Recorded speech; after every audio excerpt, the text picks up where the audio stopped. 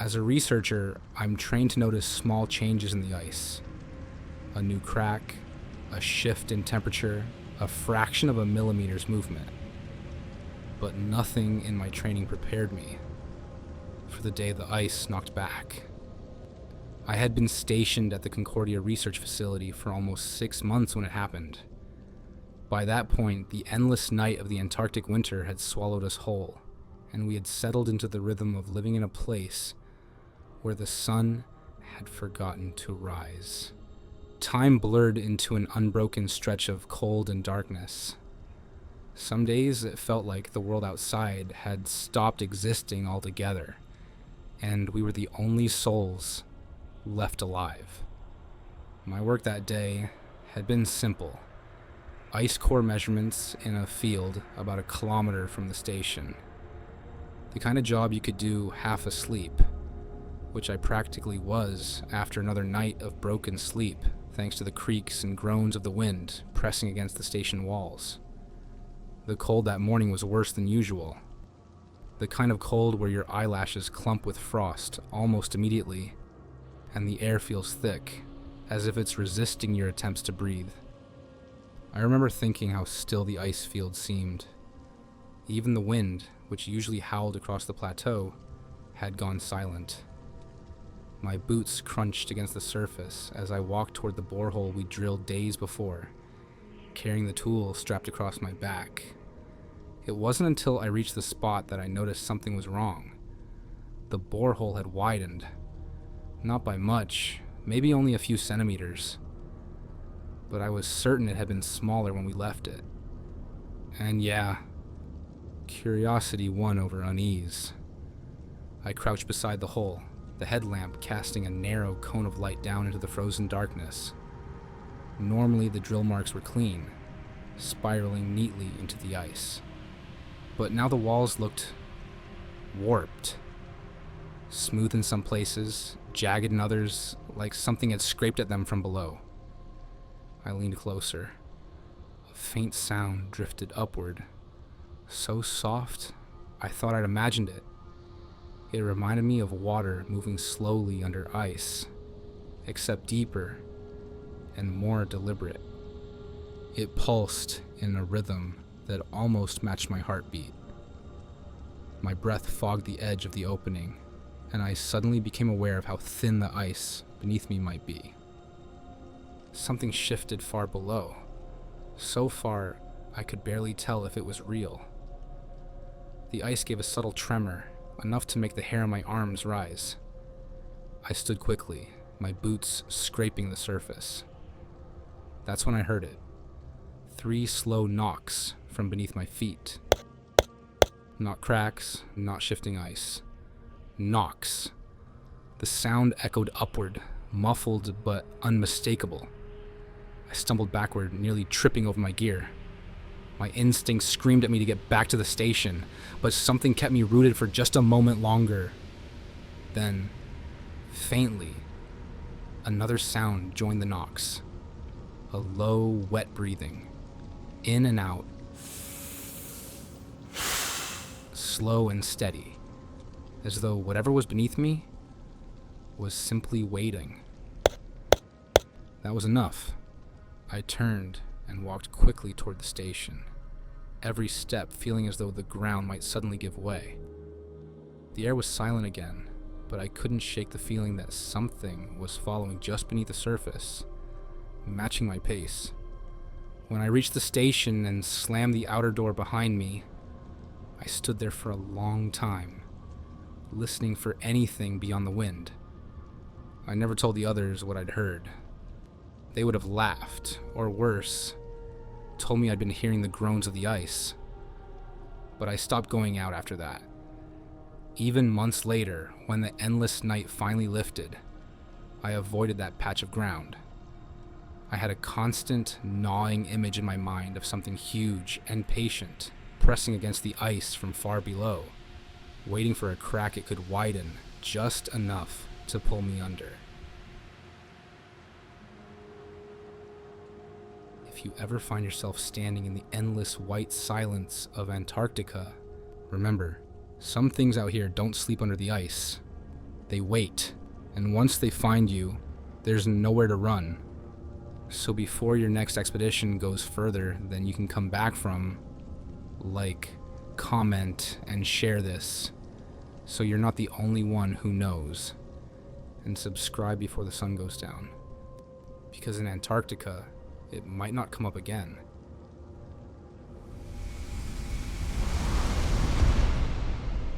They say Antarctica can kill you in minutes. What they don't say is that sometimes it feels like it's watching you first. By the 6th week of Antarctic winter, I'd started seeing shapes in the white. Shadows that didn't belong. Faces forming in the swirl of snow. I'd blink and they'd be gone, but the after image would cling behind my eyes like frostbite you couldn't warm away. So blizzards here aren't like snowstorms anywhere else.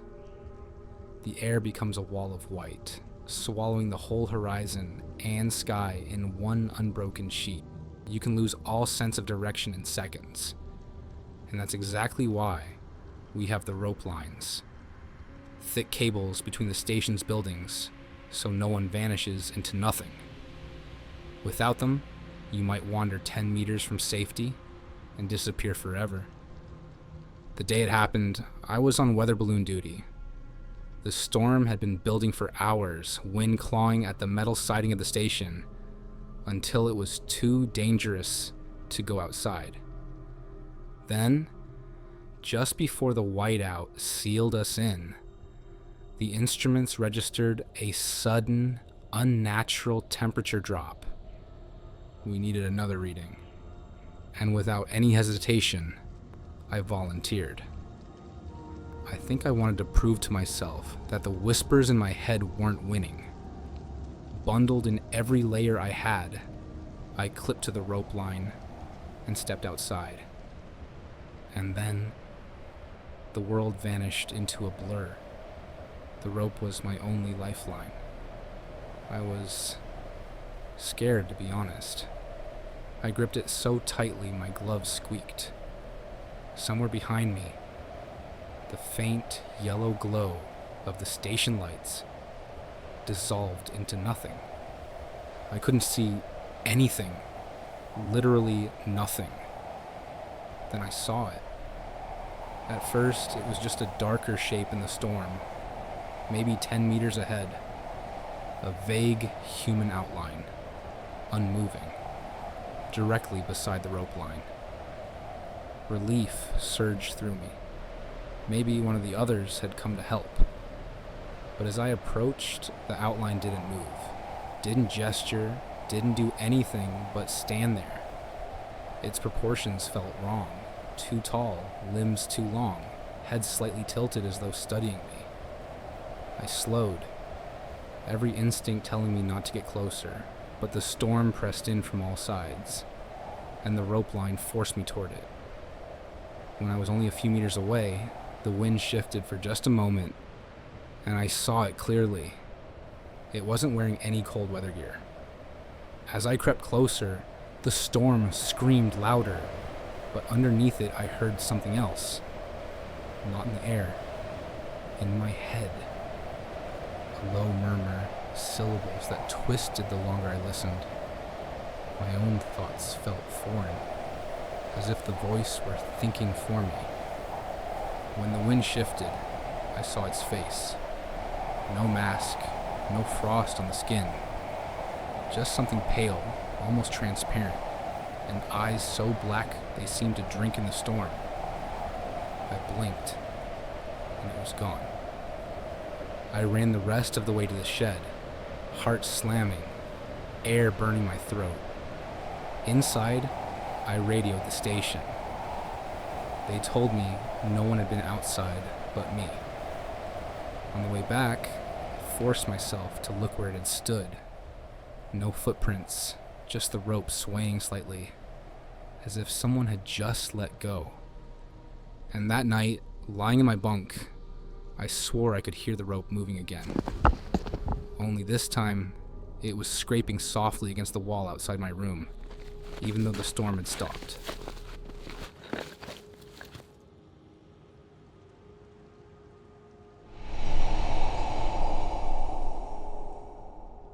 It was supposed to be a clear day, at least by Antarctic standards. The sky was a dull, pale blue, and the horizon stretched endlessly in all directions, flat and perfect. I had been assigned to check remote sensors, positioned several kilometers from our main research hub. It was a long trip by snowmobile, but the ride itself was uneventful, a steady hum over the white expanse. Then this strange thing started on my return trip. I noticed the horizon ahead seemed wrong. Instead of the usual sharp line between ice and sky, there was a shimmer, almost like the heat haze you'd see in a desert. At first, I thought it was just the wind lifting ice crystals into the air, but as I drove closer, the shimmer thickened, spreading across my entire field of vision. It reminded me of looking through warped glass. Shapes seemed to move within it. Shadows that had no right to exist in a place with no obstacles, no structures, no anything. The more I tried to focus on them, the less I understood what I was seeing.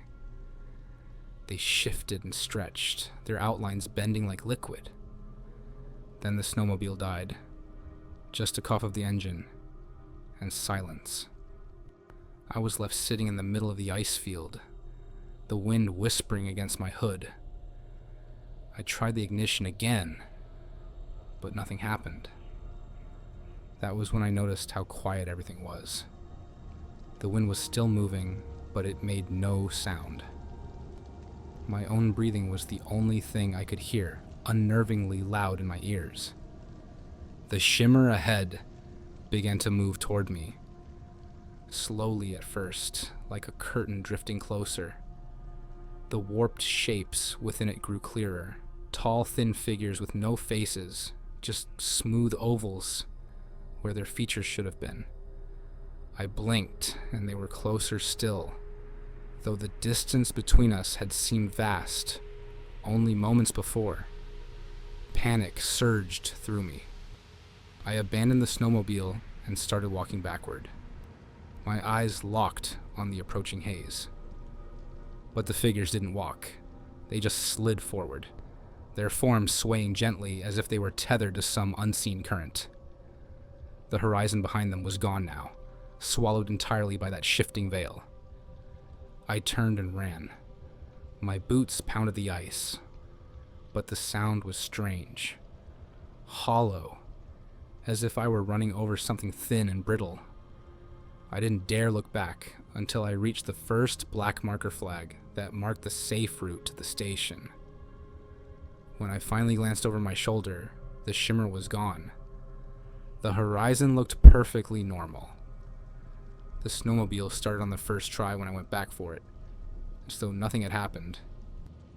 But I knew what I'd seen, even if I couldn't explain it.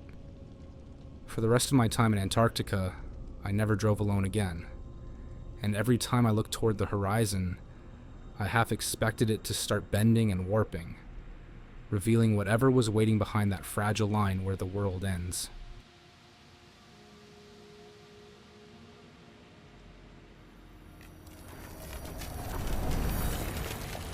I'm a glaciologist, which basically means I study ice for a living. Not the kind in your drink, but ice that's been here since mammoths walked the earth. Every core I drill is a frozen diary, each layer a page that tells me what the planet was breathing thousands of years ago. It's a good job, actually. And in Antarctica, it's the only thing keeping me sane. Well, until the night something started walking beneath my lab. So the nights in Antarctica are not just dark. When the sun dips below the horizon for winter, it stays gone for months. The world outside the station becomes an endless, frozen void, where even the stars seem brittle. I had been stationed here for 6 weeks, tasked with drilling ice cores deep into the glacier for climate research. That night, I was working alone in the ice slab, a prefabricated metal hut perched on stilts above a frozen expanse, while the others slept. Outside, the wind howled at a constant pitch, battering the hut like an angry thing. Inside, the only sounds were the slow tick of the wall-mounted clock and the faint hum of the freezer units. I remember thinking about the strange, muffled quality of sound here. How footsteps in the snow never quite sounded right. It's too soft, too distant. That was when I heard them. At first, I thought it was a trick of the wind. A shift in the structure, maybe even ice contracting in the cold. But the sound came again, deliberate this time. A slow, measured sound. I felt like someone was walking directly beneath the hut. I froze, hand hovering above my notes, heart thudding in my ears. The hut stood 2 meters above the ice, supported by steel legs driven deep into the glacier. There was no one scheduled to be outside. And even if there were, why would they be walking under the building instead of on the path? I told myself it was snowing, or maybe ice shifting. Yeah, the logical explanation. But the sound continued, unbroken, each step in perfect rhythm. It circled beneath me, a slow orbit around the hut. Then it stopped directly below my chair. I sat rigid, barely breathing. The silence pressing in so thick, it felt like another layer of ice. Minutes passed. Still I can hear them. But now, they were moving away, fading into the frozen distance, until I could no longer hear them. When morning came, if you could call the dim blue haze of the Antarctic morning, I checked the snow beneath the hut. There were no footprints, no depressions in the snow at all. The surface was smooth and unbroken, like no one had passed through in weeks. That was unsettling enough, but later that afternoon, when I reviewed the seismic sensors we had placed around the station, I found something worse. One of the sensors had picked up the vibrations of the footsteps. Clear, human-like impacts. But they weren't traveling through the air. They had been coming from inside the glacier,